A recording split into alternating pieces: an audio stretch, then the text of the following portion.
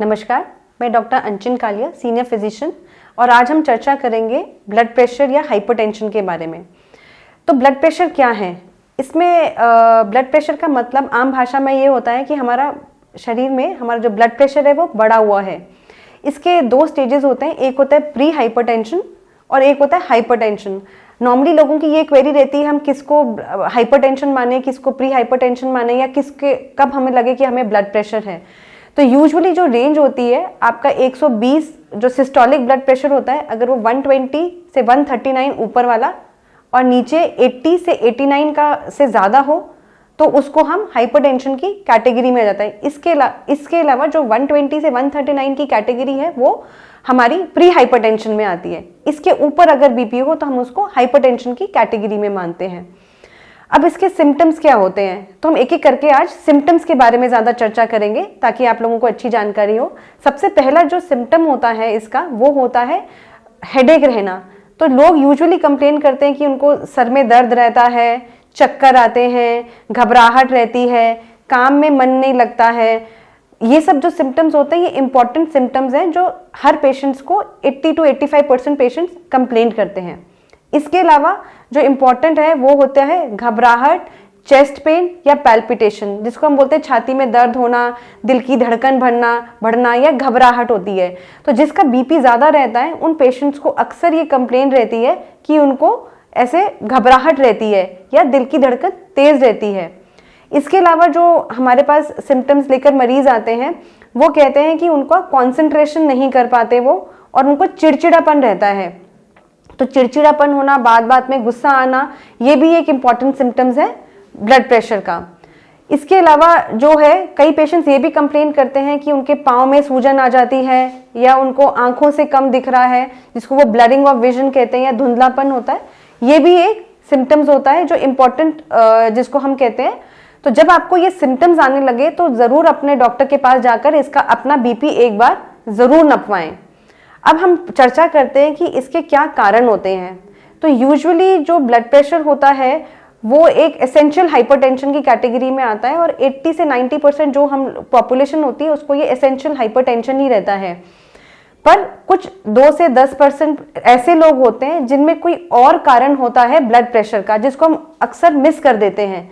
तो ये जो सेकेंडरी कॉजेज ऑफ हाइपरटेंशन होते हैं इनके बारे में भी जानकारी करना बहुत ज़रूरी है। इसमें जो इम्पॉर्टेंट सिम्टम्स हैं वो किडनी की डिजीज़ हो तो आपको सेकेंडरी हाइपरटेंशन हो जाता है, या हमारी बॉडी में एक एड्रिनल ग्लैंड होता है उसकी बीमारी हो, उसकी वजह से भी हो जाता है। कुछ ड्रग्स हैं जो ये कॉज करती हैं, और इसके अलावा कुछ आपका ओबेसिटी हो और या फिर आपकी जेनेटिक हिस्ट्री हो। इसके अलावा कुछ फीमेल्स में ज़्यादातर वैस्कुलाइटिस करके एक ऐसी बीमारी होती है जिसमें आपका बीपी बढ़ सकता है, जिसको अपन वैस्कुलाइटिस, टकायासु आर्थराइटिस कहते हैं। इसमें जो हमारे रक्त की जो ध्वनि होती है, जो ब्लड वेसल्स होती हैं, उनमें स्वेलिंग आने से या इन्फ्लेमेशन आने से उसकी वजह से भी आपका ब्लड प्रेशर बढ़ने लगता है। तो ये जो सेकेंडरी कॉजेज होते हैं, इसके अलावा हाइपोथायराइड, हाइपरथायराइड, ये जो बीमारियां होती हैं ये भी आपके ब्लड प्रेशर को बढ़ा सकती हैं। तो प्राइमरी के अलावा ये जो यंग पेशेंट्स आते हैं हमारे पास, जिसको हम हाइपरटेंशन इन यंग बोलते हैं, उन पेशेंट्स में आपका सेकेंडरी कॉजेज ऑफ हाइपरटेंशन ये जो है इसकी भी जांचें एकदम डिटेल में होनी चाहिए, ताकि ये जो कारण है, जो ट्रीटेबल कॉजेज होते हैं हाइपरटेंशन के, इनको हम मिस नहीं कर दें। अब हम बात करते हैं कि हमारे को ब्लड प्रेशर नापना क्यों ज़रूरी है, या ये बीमारी इतनी ज़रूरी क्यों है, क्यों हम इस पर बार बार चर्चा करते हैं और हम इसके बारे में बात करना चाहते हैं। तो ब्लड प्रेशर एक ऐसी चीज़ है जो पूरी बॉडी को अफेक्ट करती है। ये एक बिनाइन कंडीशन है, लेकिन इसको हम लोग मेडिकल टर्म में एक साइलेंट किलर के नाम से बोलते हैं कि इसके सिम्टम्स इतने नहीं आते लेकिन मरीज को नुकसान होते रहता है धीरे धीरे। और जो आपकी बॉडी पार्ट्स जो इससे अफेक्टेड होते हैं उनमें सबसे इंपॉर्टेंट है आपकी किडनी। तो अगर लंबे टाइम तक आपका ब्लड प्रेशर ज़्यादा रहेगा, आपने उस पर ध्यान नहीं दिया, तो आपकी किडनी अफेक्टेड होती है, जिसको हम हाइपरटेंसिव नेफ्रोपैथी के नाम से कहते हैं मेडिकल टर्म्स में। इसके अलावा आपके हार्ट पे प्रेशर पड़ सकता है, हार्ट अटैक के चांसेस बढ़ जाते हैं, हार्ट फेलियर के चांसेस हो जाते हैं, पाँव में सूजन आने लगती है, और आगे जाकर इससे हार्ट रिलेटेड कई आपको बीमारियां हो सकती हैं।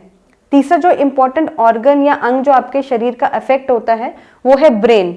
तो जैसे आपको पैरालिसिस होना, एकदम तेज आपका ब्लड प्रेशर हुआ, उसकी वजह से आपका पैरालिसिस हो जाता है, दिमाग में स्ट्रोक हो जाता है, इसको हम सेरेब्रोवैस्कुलर एक्सीडेंट या सीवीए बोलते हैं, तो इसके रिस्क भी बहुत बढ़ जाते हैं। तो ये जो इंपॉर्टेंट 3 ऑर्गन्स हैं बॉडी के, ये अफेक्ट ना हो इसके लिए आपको हल्के से भी अगर आपको सिम्टम्स लगे, या आप ओबीज हैं, या आपके फैमिली हिस्ट्री है, या कोई आपको पैल्पिटेशंस होती हैं, तो आप जरूर अपना बीपी नपवाएं। इसके अलावा जो हम बात करेंगे आपसे वो है इसकी इमरजेंसीज के बारे में।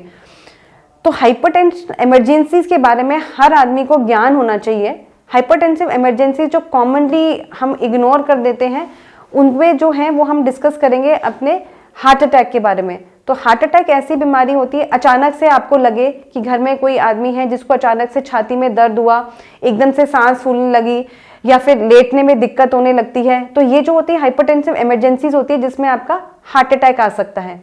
इसके अलावा सडनली आपको लगे कि पेशेंट को चक्कर आने लग गए हैं, उसको उल्टियां हो रही हैं, या उसका एक साइड का हाथ पांव काम नहीं कर रहा है, या उस पर बेहोशी छा गई है, तो इसमें हमको ध्यान रखना पड़ेगा कि इन पेशेंट्स में ऐसे स्ट्रोक की संभावना, ये जो ब्रेन हैमरेज होता है उसकी संभावना ज़्यादा है।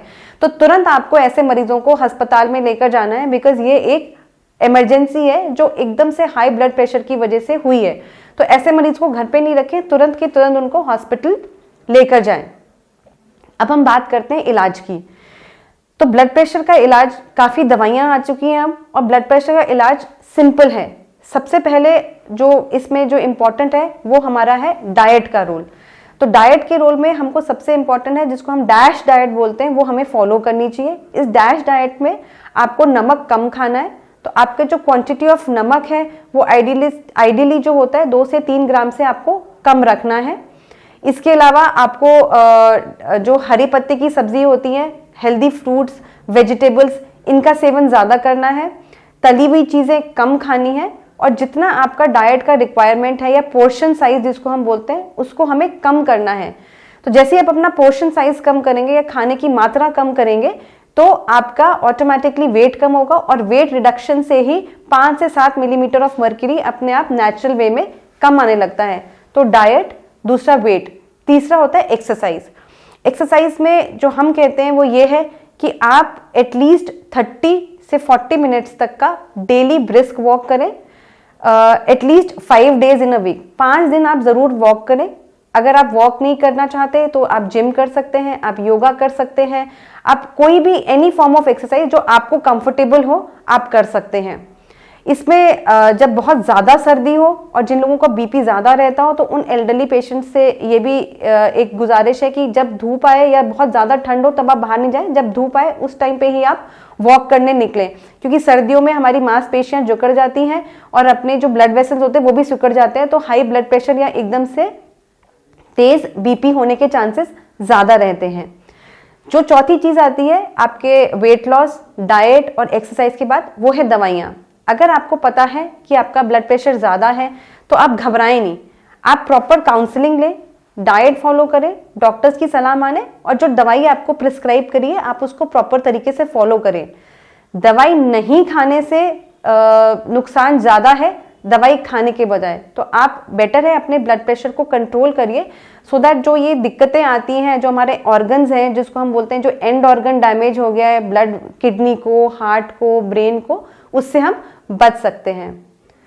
तो आज के लिए इतना ही, धन्यवाद। अब हम नेक्स्ट विषय पे अगले वीडियो में चर्चा करेंगे।